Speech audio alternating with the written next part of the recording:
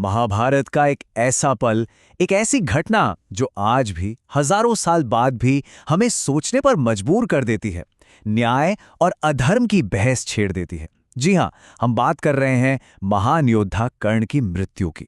जब उन्हें मारा गया, वो भी तब जब वो पूरी तरह से निहत थे और बेबस थे। तो सवाल यही उठता है, क्या ये धर्म था या फिर सरासर अधर्म? चलिए आज इसी उलझी हुई गुत्थी को सुलझाने की कोशिश करते हैं और देखते हैं कि खुद भगवान कृष्ण ने इस पूरी घटना को कैसे सही ठहराया। तो चलिए चलते हैं सीधे कुरुक्षेत्र के उस मैदान में, उस दिन जब इतिहास लिखा जा रहा था। सोचिए, सूरज ढलने को है, हवा में एक अजीब सा तनाव है और आमने सामने खड़े हैं दो सबसे बड़े योद्धा, अर्जुन और कर्ण। पर यह कोई बराबरी की लड़ाई नहीं थी, बिल्कुल भी नहीं। कर्ण अपने रथ पर नहीं थे, वो नीचे जमीन पर खड़े थे। और किसी भी महारथी के लिए ये सबसे खतरनाक, सबसे कमजोर स्थिति होती है। वो पूरी तरह से असुरक्षित थे, कोई कवच नहीं था रथ का। और मानो इतना ही काफी ना हो, किस्मत ने एक और पासा फेंका।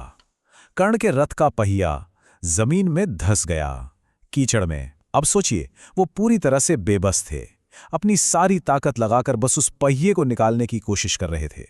और ठीक उसी पल, ठीक उसी वक्त जब कर्ण अपनी सबसे कमजोर हालत में थे, कृष्ण ने अर्जुन को आदेश दिया, चलाओ बाण।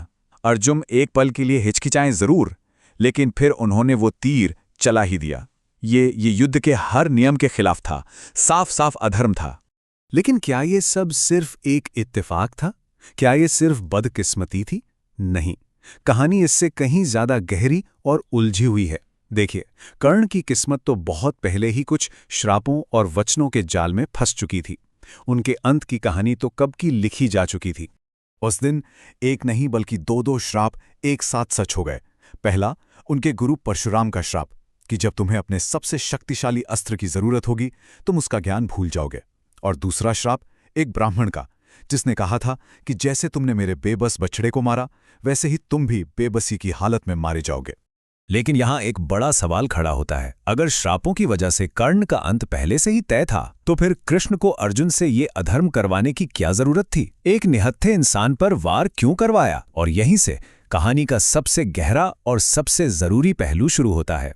कृष्ण का तर्क बिल्कुल अलग था। उनके हिसाब से कर्ण के इस हाल की वजह वो श्राप नहीं थे।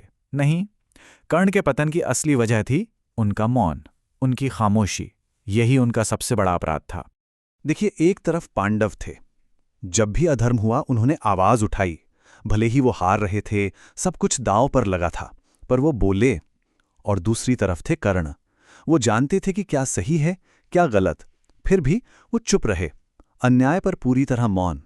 और कृष्ण ने कर्ण से जो बात कही वो शायद इस पूरी कहानी का सार है। उन्होंने कहा, इस संसार को दुष्टों की दुष्टता से उतना नुकसान नहीं हुआ जितना अच्छे लोगों के चुप रहने से हुआ है। और ये खामोशी कब कब थी, याद कीजिए। जब भरी सभा में द्रौपदी का चीरहरण हो रहा था, कर्ण चुप थे। जब लाक्षागृह में पांडवों को जिंदा जलाने की साजिश हुई, कर्ण चुप थे। और जब अकेले अभिमन्यु को घेर कर अधर्म से मारा गया, तब तो कर्ण सिर्फ चुप नहीं थे, बल्कि वो उस अधर्म में शामिल भी थे। तो फिर सवाल वही है, क्या ये सब कर्ण का प्रारब्ध था, यानी पहले से लिखी हुई किस्मत, या फिर ये उनके खुद के फैसलों, उनके खुद के कर्मों का फल था? ये सवाल हमें कर्म के सिद्धांत के बिल्कुल केंद्र में ले जाता है। कृष्ण कर्ण को यही समझाते हैं कि हमारी किस्मत कोई और नहीं लिखता, हम खुद लिखते हैं, अपने चयन से, अपने कर्मों से। हमारा हर एक फैसला, हमारा हर एक काम हमारे आने वाले कल को तय करता है। कृष्ण ने कर्ण की आंखों में देखकर साफ साफ कहा, मित्र, हम सब अपने चयनों का ही उत्पाद हैं। एक तरह से उन्होंने कर्ण को आईना दिखा दिया कि आज वो जिस बेबस हालत में हैं, वो उनके ही अतीत में लिए गए फैसलों का नतीजा है। और अब हम आते हैं कहानी के सबसे हैरान कर देने वाले मोड़ पर। कृष्ण के लिए कर्ण की ये मृत्यु कोई सजा नहीं थी, बल्कि ये तो एक तरह की मुक्ति थी। कृष्ण की नज़र से देखें तो कर्ण का पूरा जीवन श्रापों, अपमान, गलत फैसलों और एक अंदरूनी लड़ाई के बोझ तले दबा हुआ था। वो एक महान आत्मा थे जो गलत पक्ष में खड़े हो गए थे, तो उनकी मृत्यु एक तरह से उन्हें इस सारे बोझ से आज़ाद करने का जरिया थी।